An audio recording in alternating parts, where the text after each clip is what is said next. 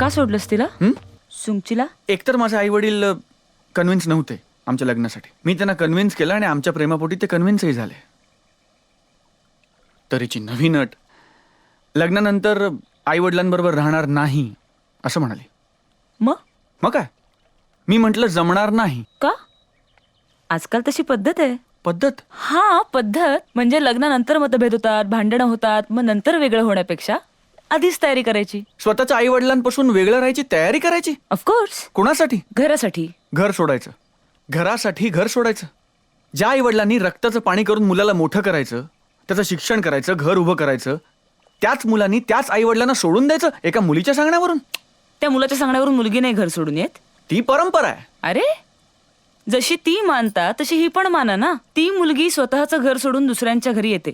कुणावर विश्वास ठेवून? त्या मुलावरच ना. तिच्या आई वडिलांनी कष्ट केले असतात, रक्ताचं पाणी केलेलं असतं, तिला वाढवलेलं असतं. पण या सगळ्या बार्गेनिंग मध्ये मी माझ्या आई वडिलांना का सोडायचं?